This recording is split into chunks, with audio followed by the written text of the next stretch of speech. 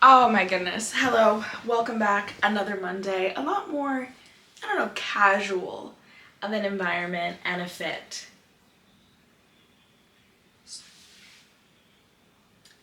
So, welcome back to part 2 of the April Fool's episode. If this is your first episode and you're listening, congratulations. But also, there is an annual tradition that every April Fool's Day I break my long-standing tradition of rejecting giving people advice on my podcast in favor of answering advice, giving serious and not so serious feedback. One thing that was really interesting about the response to part 1 is a lot of people kept asking me why I said I don't believe introverts are real. And let me just say that as a person, I am very committed to the idea that life's what you make it, so let's make it right, in the word of a very esteemed Japanese philosopher. If you know, you know. And but in all seriousness, I think you can just reject parts of your reality, and I don't mean that in a sort of pretend you're not depressed by it. I just mean that in, I had a running bit for 4 years where I just pretended that I didn't think British people are real. And you can say oh, but you faked having a British accent for years. Yeah, and so what? Anyway, when I say that introverts aren't real, I'm sure there are people who just genuinely don't like to socialize as much, and they don't, they get their energy from being alone and recharging. I just mean I like taking the piss out of people who identify as being an introvert. Someone who makes being an introvert the core tenet of their personality, and for someone who doesn't like to socialize, really like socializing to let you know how much they don't want to be outside, how much they don't want to be doing anything. It's yeah, okay, I just don't believe that. I have genuinely no interest in piecing together anything about it. It's just so annoying. And the smoke that people have whenever someone's oh my god, I'm an empath, and they're you're not an empath. Being an empath's not a real thing. That's the smoke that I have for people who just go out of their way to tell you I love being in bed at 9 p.m. Okay, then I'm never going to invite you anywhere. They, for some reason, there's this weird mentality amongst people my age where they think that if you're not drinking and partying all the time, then you must live this lonely, boring existence. And you would think that that mentality is pushed out by people who frequently go to the club, but I find that it's actually pushed out by people who never go to clubs at all, as if it's the same type of person who's I knew I was an adult when I got excited about vacuums. Maybe it's just because I was a child who very much got excited over label makers, and my parents would take me to Staples as a treat because I really, really wanted to I had a business account at Staples because they didn't verify if you had a business. At least the one in my area didn't. And I loved buying things under my business account. This is a disjumbled rant. Okay. A couple of housekeeping updates. One, the podcast will be going on a spring break because I am going on vacation. I'm going to Peru for 10 days, and honestly, I just don't know with work demands that I have time to record an episode. So unless, of course, I do have time. But in the meantime, I would expect that the next episode will be back April 28th, and that's when I'll be uploading the Fascism Why Is Nobody Having Fun Anymore episode. I haven't forgotten about that. I haven't forgotten. Continue to record bits and pieces. I'd like it to be long. Would I like to get it done this week? Yes. One thing that is, I think I like having consistent weekly content that comes out on Mondays. 7:30 is not a realistic time. And after a year of struggling to 60% of the time meeting that 7:30 deadline, when it doesn't even matter because the majority of my listeners tune in Tuesday mornings. What I can see the feedback, it doesn't really matter if I put out an episode at unless for the dozen of you that do, in which case I'm sorry, but it doesn't really matter if I put out an episode at 7:30 or 11:30 at night. The majority of people are just going to tune in Tuesday morning and beyond, with the peak being Thursday. And then it becomes stressful, and then I feel inadvertently I'm putting that stress into my productions, Or maybe you can't sense it, or maybe now that I'm pointing out that you can, but it's hard. It's hard. I like Mondays. I'm never gonna stop shifting Mondays. But Mondays at 7:30, just maybe more of like a mild suggestion. So, getting back into the advice, I did just want to finish up people who sent in questions, because I didn't want someone to feel ignored or like I wasn't getting to it. But last week's episode, I think, was sort of hitting the threshold of like, this episode is getting too long. I understand that someone on Apple Reviews said I would love longer episodes. But it's not, you know what? A 2-hour podcast is just too much. It's too much. What can a person talk about for 2 hours? Like, I'm not Cory Booker. And at a certain point, I do just want, like, I'm not for someone that talks a lot and has a podcast, you would think that I'm a big yapper, and I kind of am. But I'm also a person who deeply loves silence and cannot be in situations where people expect me to talk the entire time. Like, I have a very hard time being friends with people who at some point just cannot sit down and open a book or stare at a wall or just shut up. Shh. Someone who constantly has to fill the noise is kind of my nightmare. And we should abolish that. There should be a certain level where you should know someone long enough to just be able to like quietly pass the time in complete and utter silence. Okay, let's see. Scrolling through the questions. Okay, here's one. This is where we left off. So this person said, I had a difficult time in my chemistry class this semester. It was a mix of me grieving the passing of my grandmother, side note, I'm really sorry for your loss, and not fully understanding the material. I ultimately decided to drop the class, and this would make it my 4th dropped class overall. I'm embarrassed to admit this fact because I feel like I'm a failure for failing to the point of withdrawing it as a prerequisite for medical school. I'm pre-med. Med schools are also not a fan of withdrawals. I've been crying for days as I feel like I won't become the pediatrician I always wanted to be. I just feel dumb. To add insult to injury, I wasn't able to start my scribing position this semester. Scribing? I think it's scribing. Clearly something filthy is on my mind. No. It was an inappropriate joke, I'm sorry. This semester due to my class schedule, and I feel like I'm behind because I haven't gained my clinical experience despite being in my 3rd year. I wanted to ask if I should give up being pre-med or keep trying. A part of me wants to keep going because it's been a goal that I've had since I was a child, and I've always had an interest in learning about the human body.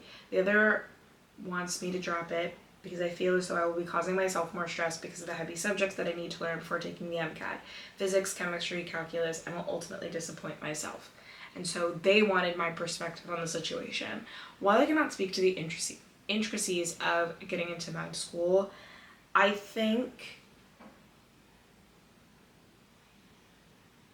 can't really answer that question for you, but I could just give you my guidance, like what I would tell my friends or a sibling. And that's,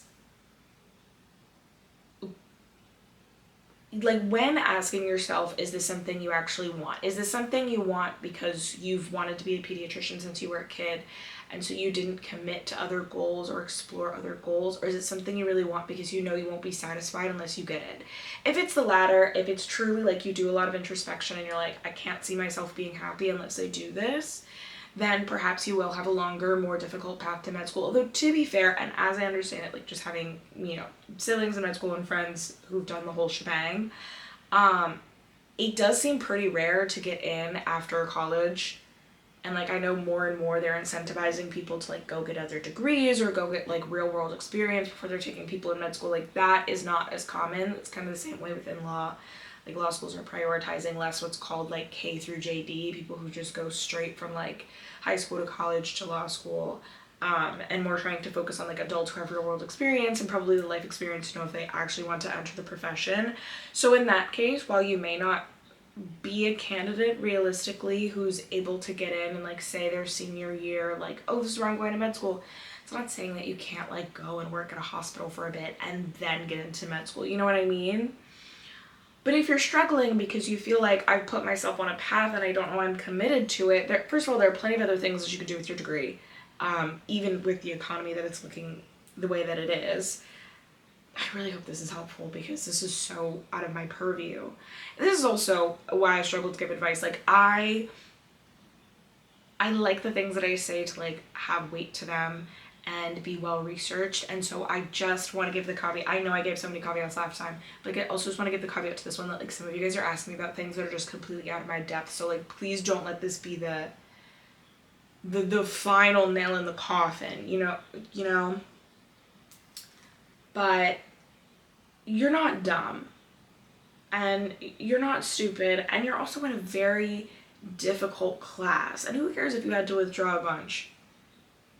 Fuck it. You think you're the only person who had a difficult, like, path to medical school? You're not. It's very, very, very, very common. It's a rigorous, like, demand. Pre-med is extremely rigorous. Many people don't do that well. I know people talk about, like, pre-med weeding people out. I think that's a mean way to put it. I think a lot of people go in with the expectation of wanting to be a doctor without understanding that they may not. Like, I think part of wanting to do anything that's super demanding is also being able to tolerate the path of getting there. And it's no slight on you if you're looking at this and you're like, you know what, this just isn't for me. I know you asked me my opinion, and I know I just gave a whole speech about caveats in the middle, but if the only reason you're going to drop it is because you're like, I'm going to be causing myself more stress, but you haven't answered the question of like, if this is a life path, then I think you should pursue it. If you're saying this is going to cause me more stress and I don't know that this is something that I genuinely find fulfilling, then fuck it, don't do it.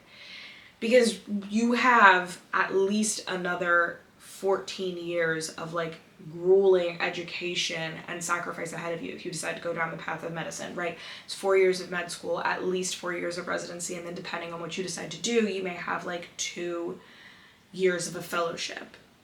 Or maybe, depending on your field, like maybe fellowship's 1 year, but still, that's at least another like 9 years that you're giving to something. So figure out if you like it now, which would be my advice to anyone that goes on to pursue like an advanced degree. Genuinely figure out if you like the subject that you're going to dedicate the next couple years and hundreds of thousands of dollars and your mental sanity and your personal life and perhaps clumps of your hair. Not saying that was me, just saying I know people who went bald from the stress, various stressors. If that's something that's actually worth it, right? Ultimately, that's only a question you can answer. I hope this was helpful in some way. And kind of on a related note, we have the next question from someone. So here's I've been dreaming about moving to Hawaii for college for the past 2 years, and now that it's time to transfer for my 4-year degree, I'm torn on whether or not I should go through with it. I currently live in California, and while the idea of moving to Hawaii still excites me, I'm starting to worry about the financial burden and being so far from home. My alternative is staying in-state for school, which would allow me to move out and experience change, but I can't shake the feeling that I'm letting myself or the people around me down if I don't follow through on my original plan. I know that's not necessarily the right mindset, but I'm struggling with the idea of backing out. Hopefully this makes sense. Thanks a bunch. I know where I have to. Oh. Yeah, that part's not. Okay. I don't think the people of Hawaii want you to move there.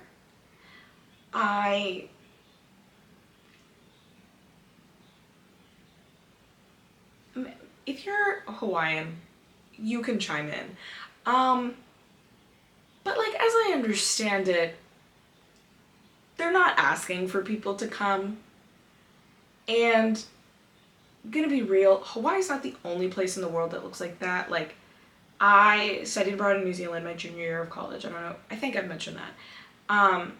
Okay, a lot of parts of New Zealand looks like Hawaii, and they also want you to go there. And you know what? It's just as expensive. I promise you, if you have the money to go on vacation to Hawaii and take yourself to Hawaii, you can go to New Zealand. It's actually cheaper to be in New Zealand. I'm gonna be real with you. You can also go to other places in like Polynesia that look like Hawaii. Like, Hawaii is not the only place in the world that does look like that. The cost of living is exorbitant. The cost of living disenfranchises the indigenous people, who, and this week I'll actually put an article, and I'll gift one from The Atlantic about how, Hawaii was colonized and then made into the 50th state, 49th or 50th. I always get Alaska and Hawaii. Alaska? Oh my god, I'm so tired. Alaska and Hawaii confused. This is not to like you're like, I'm torn. Okay, they don't need you there, is what I'm trying to say.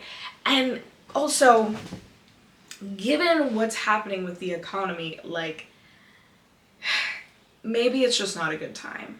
I think, genuinely, you would benefit from signing up for a study abroad program to a really cool, unique destination that would give you the experience of, like, because what people love about Hawaii is also not exactly, like, unique to Hawaii. That's not any shade to, like, the islands. But a beautiful, diverse biome can be found in other places on the globe. A relaxed culture that's incredibly friendly to others, not the only place on the planet. And some of those places cheaper, and you're not disenfranchising the locals. You may actually be empowering them by going, whereas like they're pretty strict about maybe don't go there. Maybe it's different when you get your education. Maybe I'm talking out of my ass and I don't know what I'm talking about, but I don't know. You're like, if this was like a different state we were talking about, but they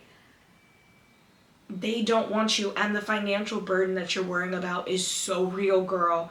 Is so real that it is unaffordable as fuck. It is unaffordable as fuck. Like, this is not the time. I'm not a financial advisor, but like, this is not the time to be moving to extremely exorbitant places.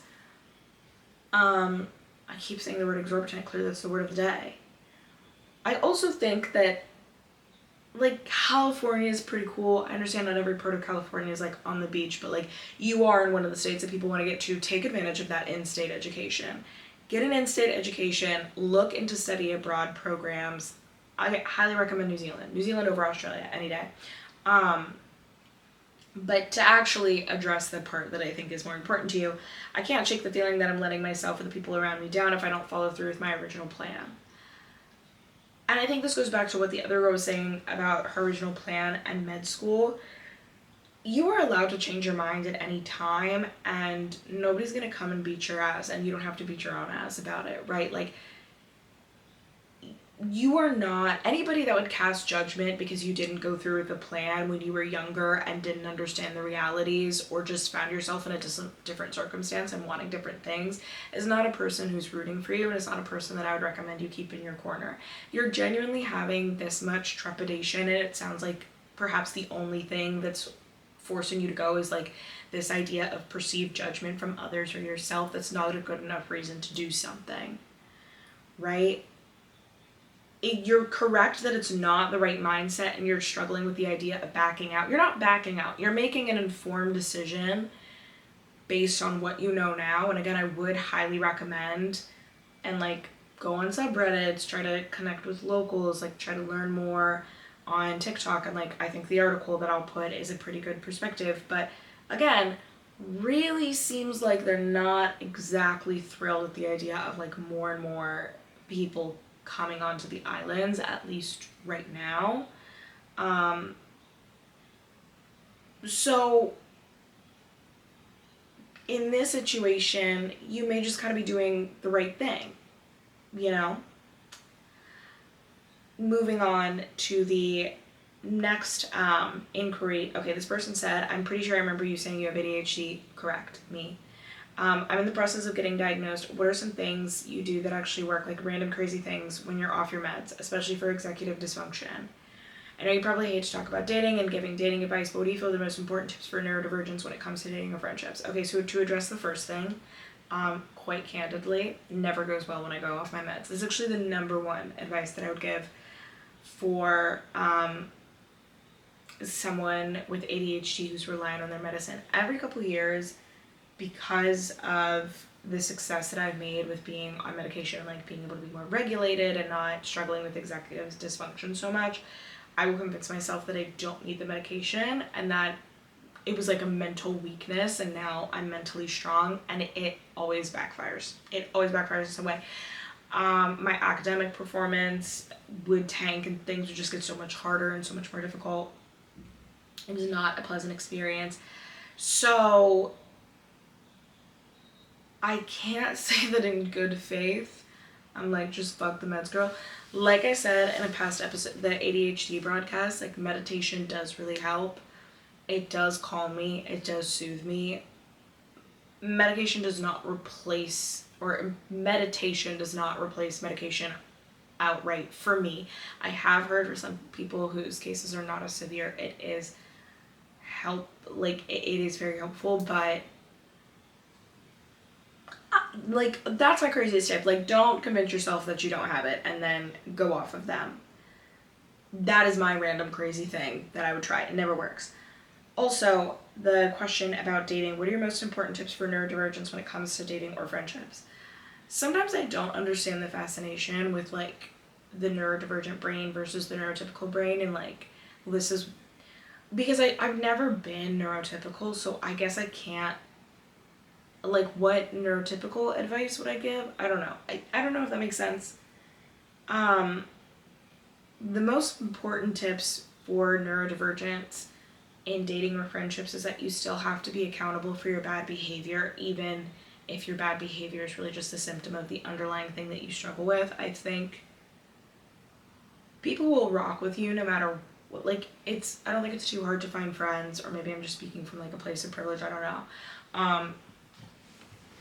But I think that a lot of people, and I talked about this on the ADHD broadcast, struggle with the idea that like, because something is hard for me, I don't have to be accountable for it. I am very blunt, and because that's the way that I talk to myself, and I don't mean that in some sort of like I very much value when someone just says the straight up truth. That is not how our society operates. It's considered extremely rude. Yes, that's a feature of like being neurodivergent, but I've had to learn that my personal preference for that, to the point where it's like hurting friends or family, is selfish, and that I am still accountable for the harm that could cause, even if it didn't come from a bad place. And sometimes that's what I think ultimately ends up eroding like a lot of friendships between neurotypicals and neurodivergent people. Like, yes, neurotypicals should be, why am I using the word neurotypical? I don't know. We'll have to investigate that at another time. But sometimes I think those friendships can be strained because of like judgment from the person who doesn't have a, neurological issue, whatever. But also I just think this idea that like, well, because because cleaning is hard for me, I don't have to do it at all. And it's like, no, you still have to, even if it's just like harder and more shitty. And yes, they should be accommodating of the fact that like you're never going to turn out like a Martha Stewart house. At the same time, that doesn't mean you get to like live in filth and then post a GoFundMe because your other roommates decided to bring up your childhood trauma by asking you to clean a dish. That's what I would say when it comes to dating or friendships, is, and not in a way that you have to like hide yourself, but just in a way, don't get sucked into the way that the internet talks about these things and think like, oh, I don't have to, sort of focus on my own behavior. Okay, so the next question, I think I have to go back to the apps for this.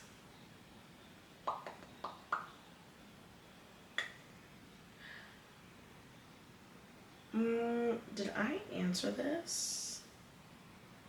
Okay, so the next one is, my question is, have you ever struggled with delaying or pushing things off due to low mental health? Any tips for getting that drive or that spark back? For context, I just graduated undergrad at 25 and I haven't been motivated to apply for jobs. State of the job market doesn't help. I know I can be doing more, I just can't find it in me to push myself to do it. I'm also back home with my parents. Unfortunately, there's no pressure on their end to have me move out. I personally want to move out because of the toxic dynamics we have. I struggle with depression and ADHD, and it's hard for me to get things done if there's no external pressure. Any tips or insight would help. Okay, so you already know that you struggle with depression and ADHD, and I guess my first suggestion, like I said in part 1, is working with qualified providers and doctors to design whatever support network that you need, medication, more intensive therapy, to address those underlying issues, because that makes everything so much harder. And I have to imagine that in addition to just grappling with the everyday realities of what's going on in the world, the added pressure of struggling with a mental health issue as serious as depression is not making it better, and can make those issues feel insurmountable, because part of what you're describing does just sound like the hopelessness that comes with depression. And so I think while treating your mental health condition can't make you get back motivation, it can certainly it can remove that barrier, right? Like, I think sometimes people talk about treatment and they assume that like it's going to fix all of their problems, but especially when it comes to something like depression, just simply not being held back by depression allows you to take a step forward, whereby now like every step is going to feel like there's a concrete, 10-pound boot on your foot that's preventing you from moving in any sort of substantial way. So I would say, while you're comfortable and living at home, and I understand that like the family dynamics that you said are not ideal, and again, I empathize, it's not difficult, or that's not easy to deal with, but while you are living rent-free, and while there's not like a huge pressure on you to move out, and while it seems like you can, be unemployed, maybe your biggest mission right now is to sort of tackle, like, how can my depression be better managed? How can my ADHD be better managed? You don't need to have a job or something to do every day to take your ADHD medication. In fact, it may, like, going back to what I said earlier about, like, every time I would convince myself to go off the meds, it's not just struggling to get homework done or, like, get your work done. It's also just things like, perhaps it'd be easier to sit down and focus on applying for jobs when you had some Adderall in your system, or Vyvanse or Concerta or whatever your doctor prescribes you.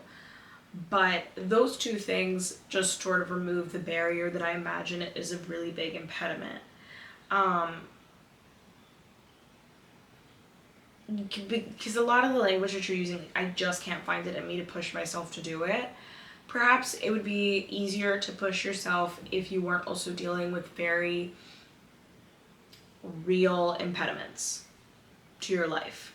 I don't think there's any shame or harm in, as you say, delaying or pushing things off due to low mental health.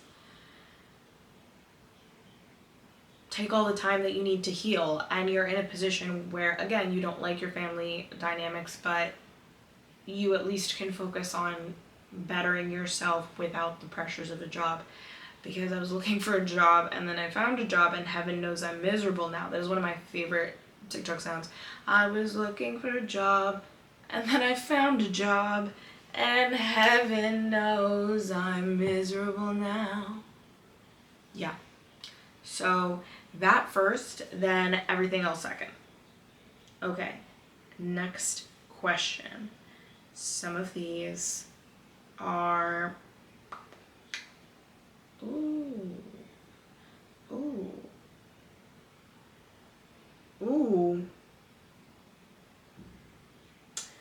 Wait, oh my god, I can't remember if I answered some of these or not. This is so confusing. We're so close. Okay. Anyway, I do appreciate that you guys want the advice. It is deeply, deeply flattering. Oh. Here we go. Oh, okay, this is what I was looking for. So they said, I'd like some advice for the April Fool's episode about my job. I'm 22 and recently moved from New Jersey to California for an engineering job I really love. The only problem is I'm the only girl in my team, the youngest, and the only black one. I find it really hard to deal with passive aggressiveness from people I work with sometimes, and also people underestimating me since I'm so young, since I graduated early. I'd love any advice you can give on how to deal with this, as well as navigating a professional career as a young black woman in predominantly white spaces. Okay. you are going to have to find a support network of other Black people.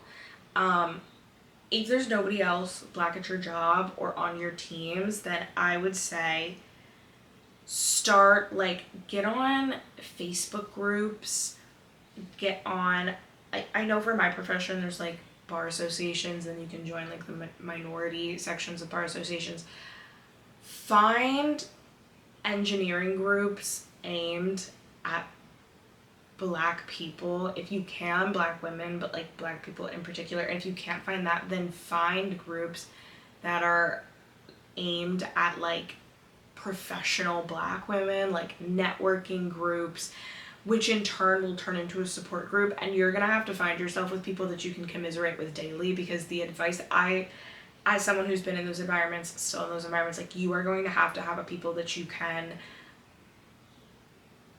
who can be, like, one piece of advice on a podcast is not going to capture what you're going through. It's going to be constant, and it will just feel so, you don't want to be isolated and going through this, right? And I imagine, like, being in a position where you've moved for a job and then find yourself, you know, sort of a double minority, like the only woman and then the only Black woman, which is, of course, is way different experience than being any other kind of woman, and often you know, the specific challenges of misogynoir.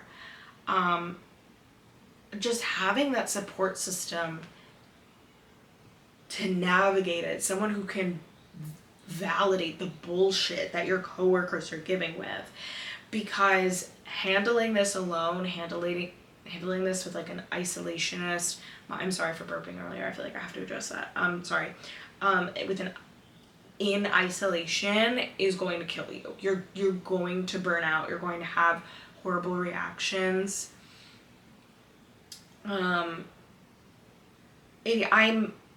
just want to say I'm sorry, and that I'm sure it is incredibly difficult. I'm sure they're being fucked up to you. I believe you 1001%.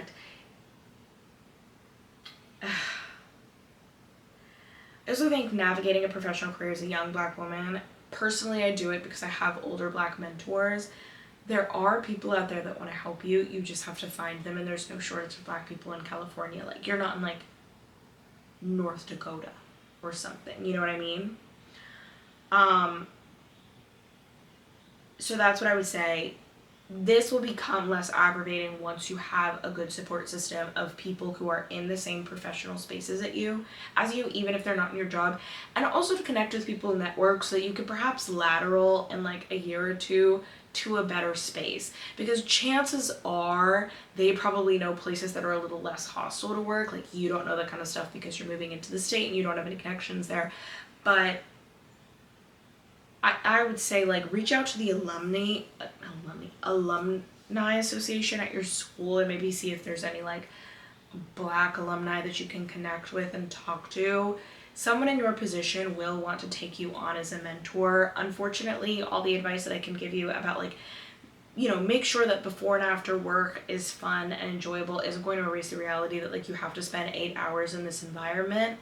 And the bad news is that there's nothing I can individually say that will alleviate your situation now. The good news is that getting a support network will help you feel less burdened by these unfair circumstances that you find yourself in. That I'm sorry for the situation that I'm in.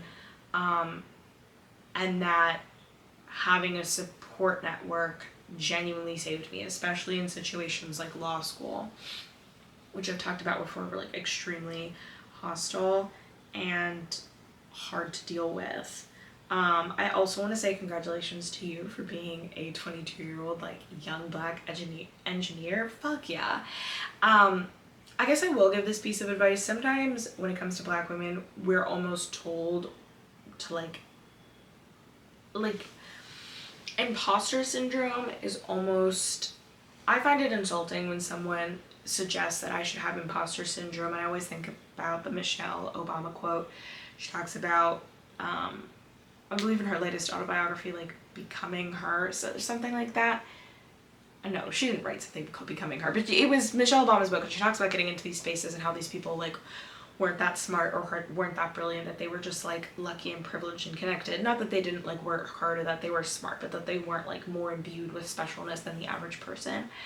And I just want you to remember that too, that like you were there for a reason. You had to jump over more hurdles than your coworkers.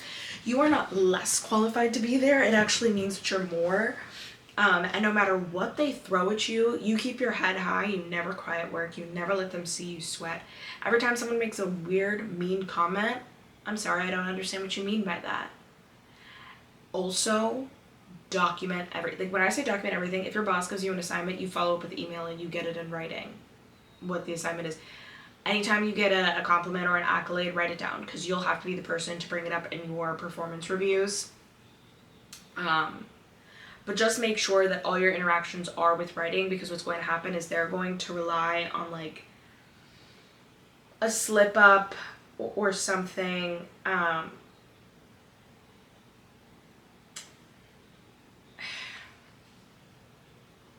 I would hate to see that happen to you. You're so talented. The world needs you. I'm so proud of you. Keep me updated on what happens, and actually feel free to DM me again. Maybe there's someone I can think of someone in California that I could direct you to, or at least like organization names, so please follow up. Next question. Do you have any advice on how to manage stress in grad school? I'm currently in a doctoral program. Congratulations. That includes a yearly externship. I work part-time, and I've taken up community service to become a competitive applicant for scholarships, and this has been making me feel overwhelmed. Any advice would be welcome. Why are you working in a doctoral program? Like, are you working like towards your doctorate, like a TA or something? I thought you weren't allowed to work. Sorry, that is my incredibly nosy.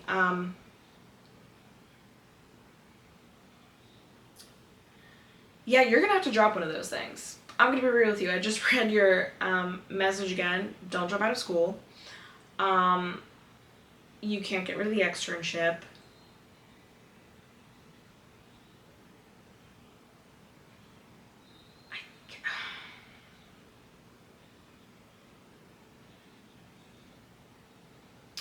One of these things can't stay. And I don't know your finances, so it's a little hard, although what I'm gathering, the subtext is like money has become an issue because of scholarships, or normally I would say grants. That's not an option right now. But I would say if you're getting to the point where your schedule doesn't include one day of rest, it's not really worth it to invest in, because then you'll end up burning out. I got a kidney infection my junior year of college. As someone who used to run around and be involved in everything, and I remember my professor pulling me to the side and being like, you can only do 3 things well. I don't know if I necessarily agree that it's 3 things, but you can only do a couple of things well and not suffer physical consequences to your health, or like mental health consequences. It sounds like perhaps you're there, so you're going to have to figure out which one of those things can go, because you never want to lose time to like hang out with your friends or decompress. In the meantime though, I would look up stress reduction techniques. Personally, I love yoga. I love getting enough sleep. I love eating well. I love being able to go outside at least once a day and feel the sunshine on my toes. Sorry to mention feet. As something that may relieve the stress, but honestly, just hearing about it, girl, this is not sustainable. And I don't think you can do it forever.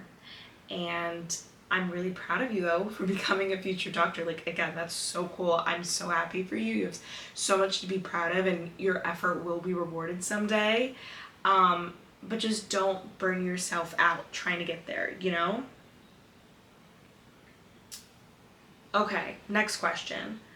Should I move to New York for the summer to be a camp counselor? They're paying for room and board, even though I know nothing about that city, and I would be away from home for like the whole summer. Fuck yeah.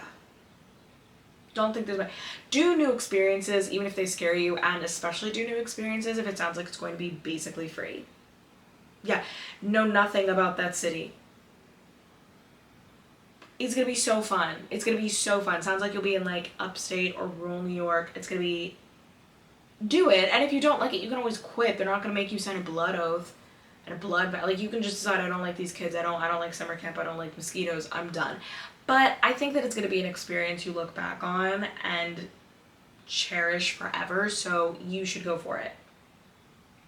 Okay, Next question. I want to know your thoughts on leaving friend groups that you thought were toxic by ghosting the group. One person in the group was my best friend of 7 years. Feeling guilty for ghosting and grieving the love that you have for this group and the amazing times that you've had, and you're thinking about reaching out, but you're afraid of being hurt again. Also, perhaps going forward, how to navigate loyalty amongst friends who hang out with people who don't like you or talk about you or have hurt you. I hope this makes sense. This is a long message and the situation is missing a bit of context.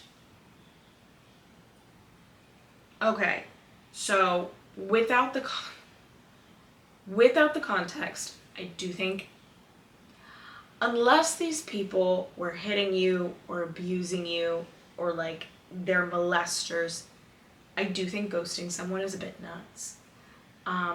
Not the popular advice, because everyone on the internet is like very cut them off and you owe everyone nothing. Ghosting your best friend of 7 years is crazy. Again, you could be leaving out a piece of context that makes me be like, you should never talk to that bitch again.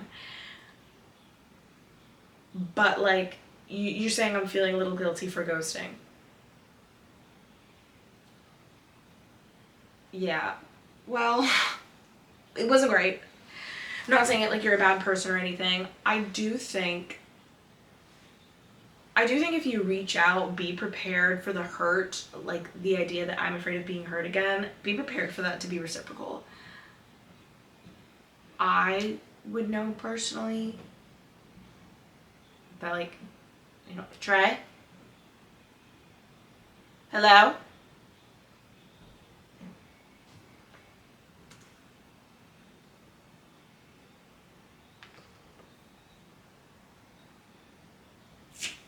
Am I being haunted or... Hello? You talking to me? Yeah, I'm still filming. I thought you were knocking on the door. Oh, no. Oh, okay. That was my boyfriend. Okay, yeah, so be prepared for that hurt to be reciprocal. Because you can't do that to again, missing context, and I won't repeat myself a fourth time, but if you reach out, I think you should start with an acknowledgement of like, I wish that I'd handled this better. I do think that friendships, especially very long-term ones, like any relationship, not that you're tied and bound, but I think love obligates that you at least try, so long as like no one is being seriously harmed. You're also talking about how do you navigate loyalty amongst friends who talk with people who don't like you or talk about you or have hurt you. Again, okay, this is deeply unpopular. A little bit of shit. You should expect that your friends are kind of talking about you a little bit. And as long as it's not devastating, you kind of have permission to talk about them a little bit. In the sense that, like, gossip is the way that you share information. And...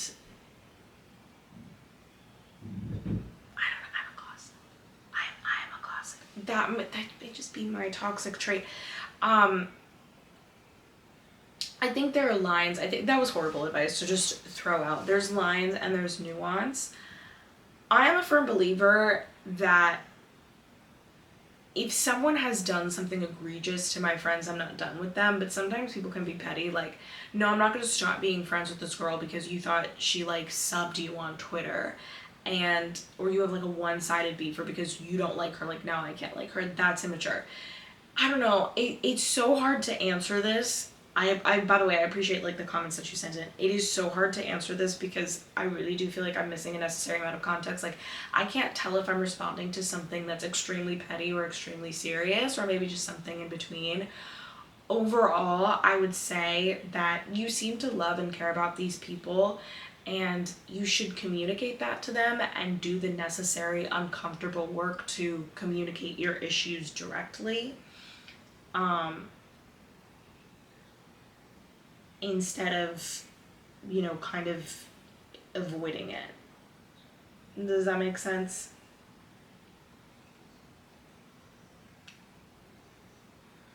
Okay. Next question. What is some advice for a Black girl who's just about to start her post-grad life and moving to a different city? Also, any good food recommendations in Philly? Yes. North 3rd, Philosophy. That's in Narberth. It's a little depending on where you are in the city, but I love, you know what, I'm actually just going to reply to your DM and send you that list of food places because I have a list in my phone. And it's 11:30 and I'm really tired. What advice would I give for someone moving to a different city? Join as many activities as you can and use Bumble BFF to try to meet a wide network of people, and don't stop socializing until you feel like you have 20 friends. That's still what I'm doing now. Don't be afraid to put yourself out there. Make sure that you balance like having a life outside of work. I feel like that might have been kind of indirectly covered by the other two podcasts. I want to make sure that I'm not missing anything. Just going through the DMs and making sure.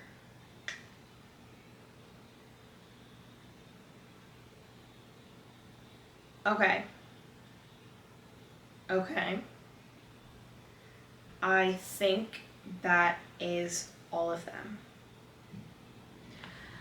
So yeah, I think that's all of them. Thank you so much for entrusting me with advice. I hope it was helpful. I hope it was meaningful. At least I hope I made you laugh. Stay. And I will see you guys soon. Actually, I probably will see you next week, but not the week after that. And then I'll be back on the 28th.